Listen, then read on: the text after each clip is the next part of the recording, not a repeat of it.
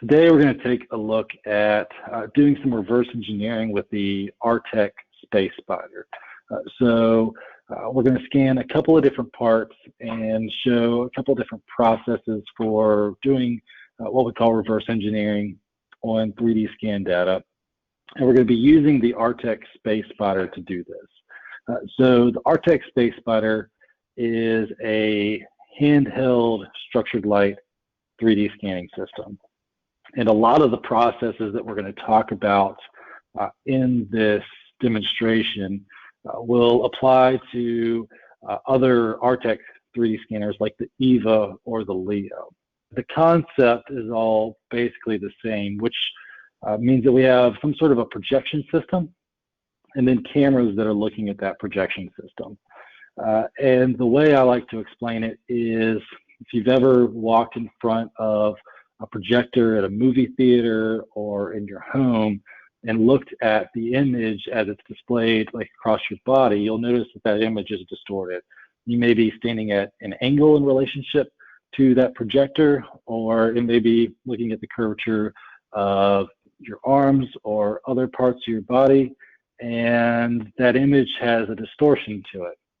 That distortion is essentially the same thing we use in 3D scanners to identify the geometric features of a part.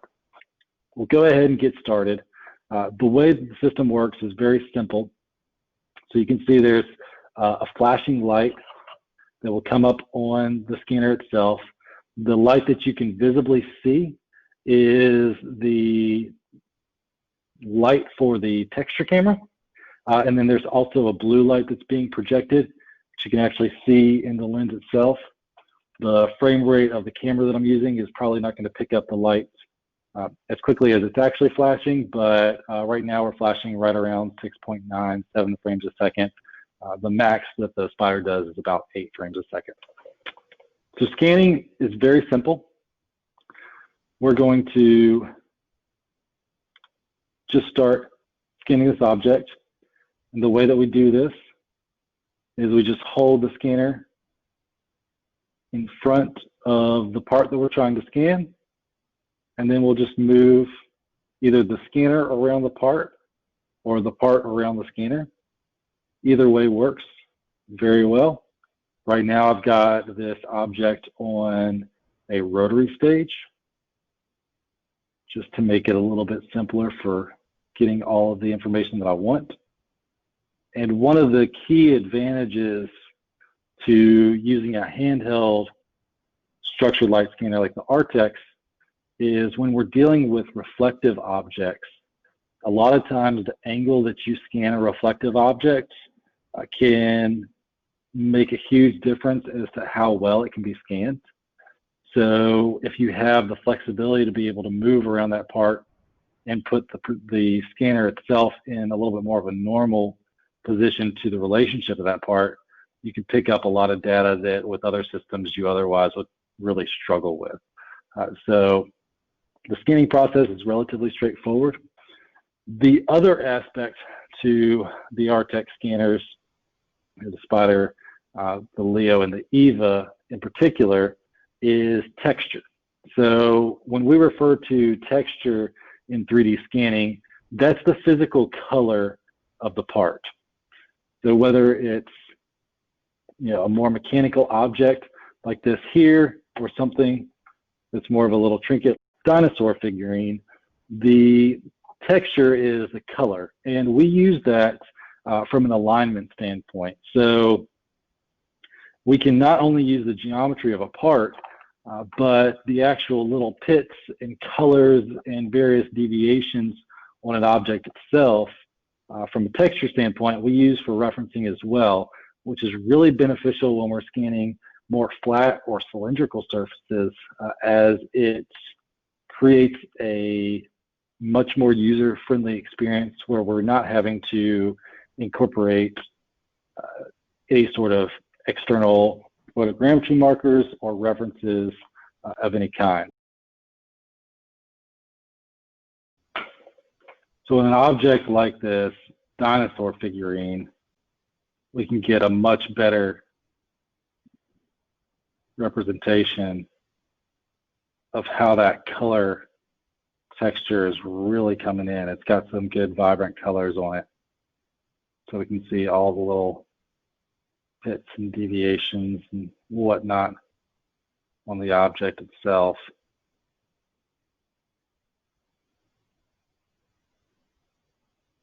Which is really useful.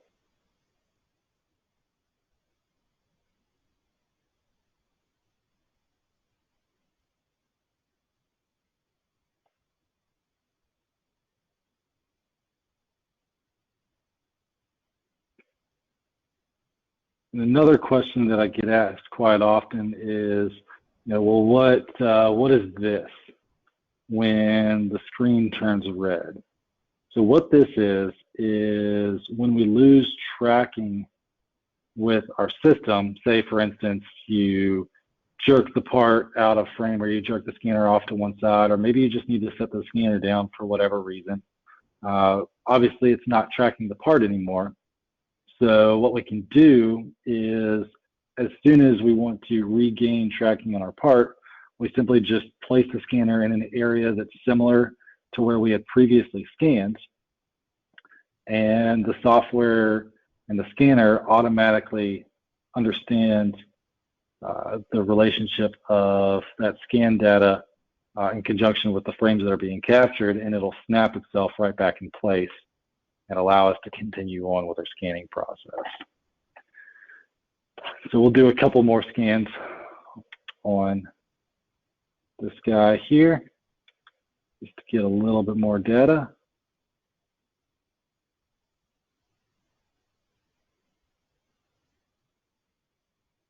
And once this is done,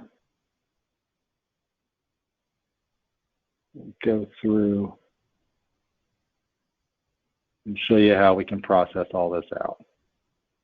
So everything that we're doing right now is in the standard capture mode of the system, which is going to give you the most detail and the most accuracy on parts. Now, there is an alternative way of scanning that's quite popular with a lot of my customers, where you may just need to pick up a 3D scan file, and let's say you don't want to take the extra 5-10 minutes or so that it may take to process out your scan data. And for that, we use a process called real-time fusion. Real-time fusion is a really interesting thing. It's essentially a instant scan file creation toolset. So we can actually play around with this little dinosaur here and use real-time fusion. So what it allows us to do is simply just turn the scanner on, and as soon as we start capturing geometry, it's creating a bunch of voxels that are in turn being built into this 3D scan file that's automatically in STL. So we can very quickly come in here, pull all the data off the part that we need. It's going to be a little bit lower resolution, a little bit less accuracy than what you're going to get off of a normal file. But for just getting very quick basic geometry, it's extremely useful because we can directly export this out as an STL or an OBJ or a point cloud. And one thing we'll do while we're in here is I'll show you the tracking on a flat surface. So I'm actually going to just start scanning my wood table. And you can see we can move around this table, and we can come straight back to the part, and you can see it tracks down perfectly to where we left off on our object. So using the system, there's a lot of really useful features for doing various things that you may want to do with your objects, whether it's just getting some data really quickly or going through and creating a full, really crystal clear 3D model.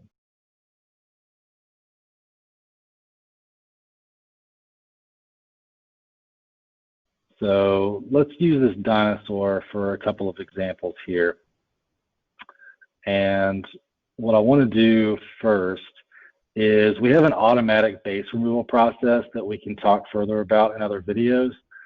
But I like to show a lot of the different tool sets that we have inside of Artec Studio. So we're going to do most of these processes manually to get started. The very first thing I'm going to do is just get rid of all the data that we don't want. So in this particular instance, we don't want any of the work surface that we're building off of. So we're going to just erase that out of these scan files.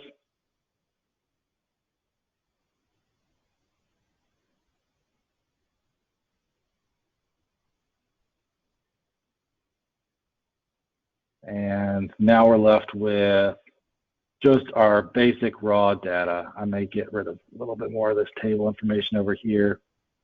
And you can see there's a lot of little pieces and parts in here that's absolutely nothing to worry about. It's just part of the scanning process. What you'll see here in a few moments is a really high quality version of this little model dinosaur that we're going to build out. So once we have these files the way that we want them, the next thing that we want to do is go into our align tool set. So when aligning parts, the first thing we want to look for is if we have parts that are already registered, we can just register those to one another. And then if we have a part that we need to align, we can do this a few different ways, and we'll talk about that further in other videos. But one of the easiest ways is to simply just rotate a part in to where it's fairly close to the other object that we're trying to align to, and it'll automatically snap everything together. At this point, the alignment process is really done. So this part is not perfectly aligned, but it's aligned enough for us to do what we call global registration. So global registration takes all of these scan files, and in each one of these scan files, we have hundreds of frames. And with these frames, we're going to let the software look at individual keyframes and use those to take all of these hundreds of files and accurately align them to one another in 3D space. The tool that we use for that is called global registration. We're going to go ahead and let it run. And at this point, now what we have is a completely registered model. Now what's interesting about this model is when we register all these pieces together, it gives us a lot of information about the data that was created. So you can see we have some failed frames in here. So it's identifying the accuracy of the alignment of the frames as well as anything that may be less than desirable in the part that we scanned. So of course, if there's something that we don't want, we can simply get rid of that. For the rest of these, I think they're good enough to go into the next process. So we can run what we call an outlier removal.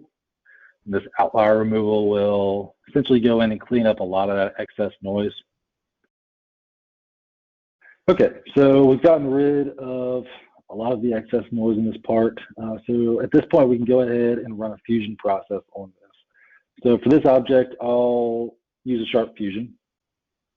We won't go too much into the specifics of the settings, but there's a lot of different parameters that we can change in our sharp fusion process to create this model exactly as we want. So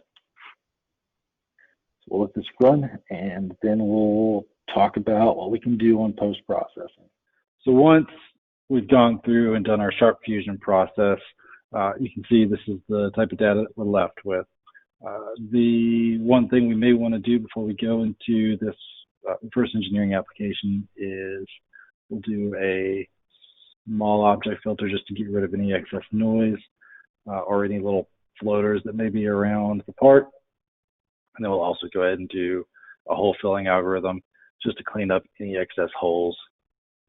Because with this particular model, we're going to discuss how this can be used for our auto surfacing, or what we like to call like the CAD easy button, so to speak. And then we'll show some more practical reverse engineering with the other cast component that we were playing around with. So we'll go ahead and take all of this over into that software here in just a moment. Another thing that I would like to mention is all of the processes that you see here, whether it's our global registration, outlier removals, the various fusions, and post-mesh processing if we want to do hole filling, mesh simplification. All of this can be automated into this auto process. I like to go through it manually to explain these tool sets, but this auto process makes this whole step very simple because you can just select what processes you want to do to this model. And then once that's done, it'll go ahead and build out our 3D file for us. So I'm going to simplify this part down just a little bit and then take it over into our next software.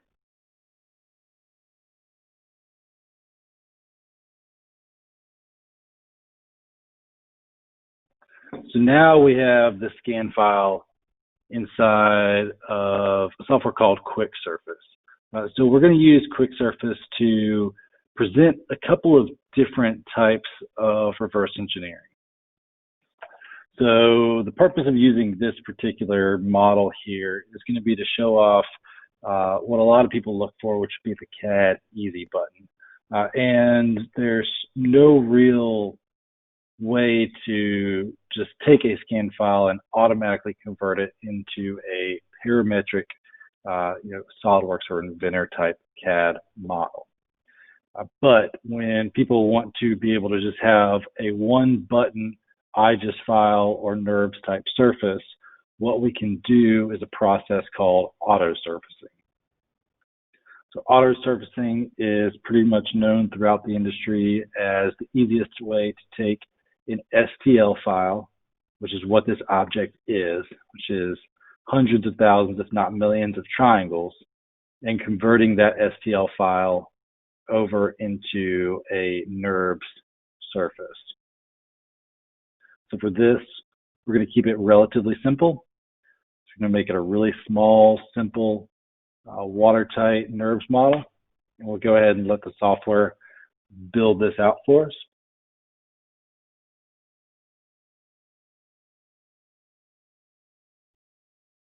Okay.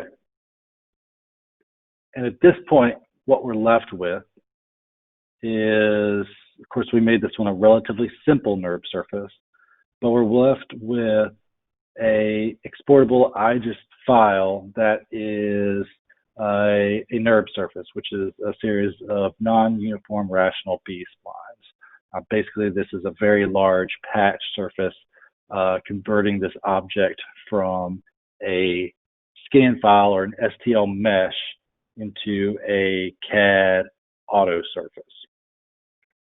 This can be made to be higher resolutions or lower resolutions, but this is what we usually refer to as our easy button for CAD. This is not a parametric model.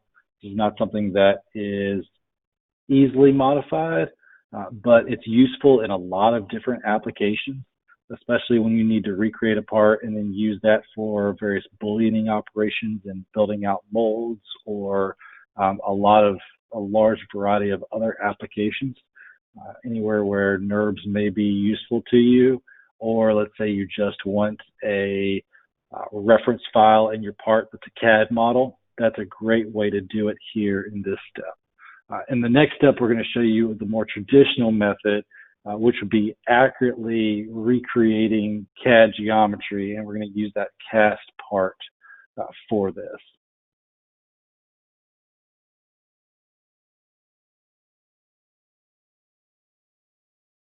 So the next thing that we're going to show you is if we take an object like this particular scan file, which is a replication, or this is a scan of that cast component that we're working with, we're going to build this out in the traditional sense of a CAD model.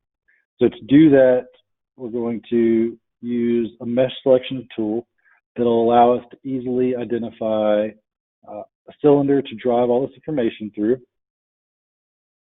And this can go for, in this particular application, we're going to use a revolved surface. However, we can do this with revolves or planar extrusions. There's a variety of ways of creating this type of geometry. but for this part, it's just going to be a revolved surface. So we're going to create a basic 2D sketch. And with this 2D sketch, we're just going to drive it straight through that cylinder. The great thing when working with various reverse engineering softwares like QUICKSURFACE, for instance, is you can very accurately drive data through your part to replicate this as efficiently as possible. For instance, one of the great things about QUICKSURFACE is its ability to create stacked sections. And what that means is if we look at this, this is just a 2D cutout of the object as we see it in 3D space, which that in and of itself is great. It's a good replication of a part in one particular position though. So when we're dealing with either a revolve or a straight extruded part, there could be minor variations in those slices that could cause us to have inaccuracies in our reverse engineering process. So in those applications, what we can do is we can create what's known as stacked sections.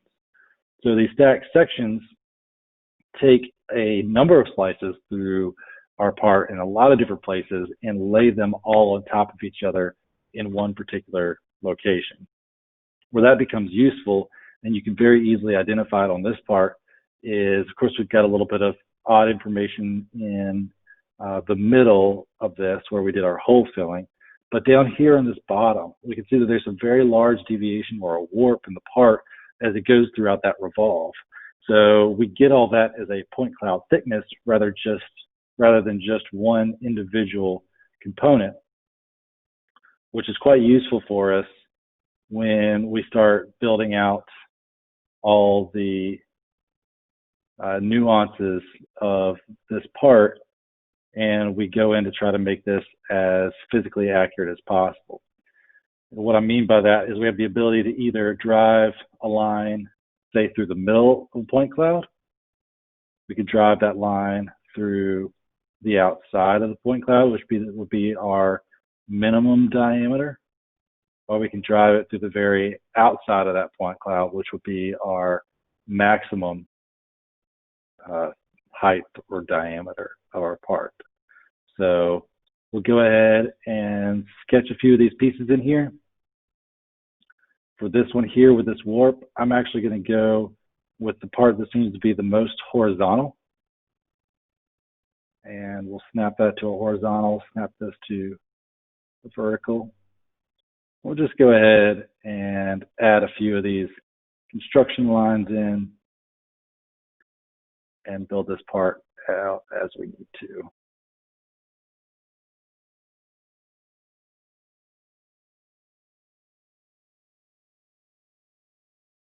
So as you can see in this process, this is a little bit more of a manual process than what we did with the auto surface, where we're physically coming in here and finding point locations and taking measurements and building those accordingly.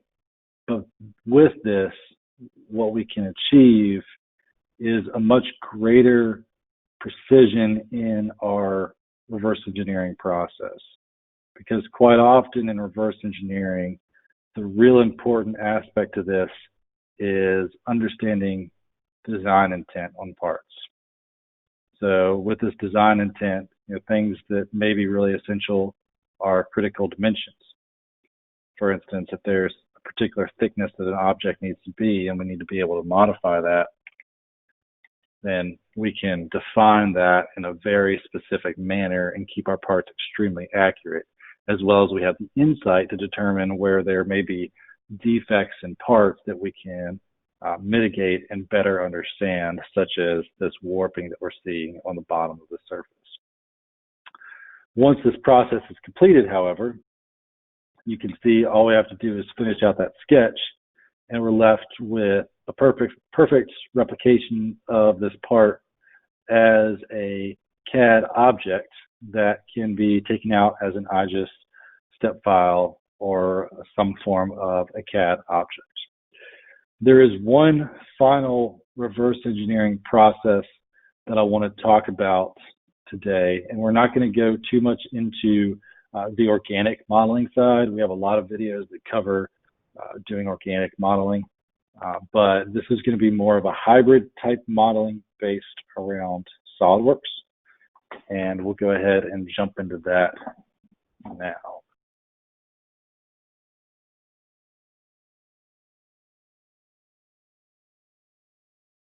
Okay, so the final type of reverse engineering that I want to talk about is a hybrid between that auto surfacing and doing part creation in a very manual process. So there's an application called hybrid reverse engineering. That's not what we're going to discuss here in this particular video. This is more of a hybrid between automatically creating CAD and having manual control over the inputs. At some point, we'll discuss hybrid reverse engineering as it stands. But in this particular application, we're going to use a software called Geomagic for SolidWorks, which incorporates what we call regioning. So in this regioning process, we've got a scan file here. This is just a simple sample scan part. It's got some holes, it's got some imperfections, but when we create this region on our object, what that does is it breaks up all the individual components of the part into separate locations. So that makes it incredibly simple to be able to add CAD to your part. If we wanted to go ahead and just extract out cylinders, it's as simple as finding those cylinders, extracting them out, just like so. If we wanted to pull out spherical shapes, the same process, but this goes even further in depth, where if we wanted to extract out, say, a freeform surface, where it builds out a freeform surface for us.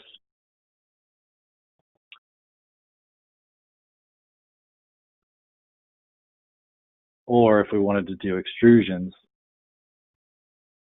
where we can bring up our extrusion tool and define the surfaces that we want to drive our extrusion through. And it'll build that out for us. And then using our little arrow here, we can drive how far we want to make that extrusion. So if we were going to take that, maybe go in and do an intersection between these two objects, we can very easily start coming in and defining a lot of these features. So this hybrid form of modeling is an efficient blend between the two. You know, the real important aspects here between basic reverse engineering, auto surfacing, or this hybrid between that easy button and having full parametric control in, say, a product like SolidWorks, really is determined based upon your particular application. In certain processes, in certain workflows, all you may need is just a NURBS file. And if so, doing an auto surface is a great way to achieve that. In other applications, you may want a lot of precision, be able to have a very large amount of control over how you're building out your 2D revolves and extrusions in various forms of your sketches. And for those applications, I recommend using much more manual processes. And when speed and efficiency is the most important factor, then this process of using regioning tools and being able to very quickly extract out shapes is by far and large the best approach. So with reverse engineering, there's a lot of different aspects. Other things we'll go into will be organic reverse engineering. So dealing with more lofted surfaces by organic shapes. We're talking about things closer to that dinosaur that we were scanning, or say body panels on a car, or even the biomedical field and applications there. And we'll have future discussions about how to do that. But these are the basics of reverse engineering as a broad spectrum on small to medium-sized parts. So anything from the size of a penny up to the size of a car. These are the basic workflows that we have a tendency to use here at Go Measure 3D. And if you have any other questions or you have specific applications that this may not cover, we pride ourselves in being able to come up with creative solutions for all sorts of applications.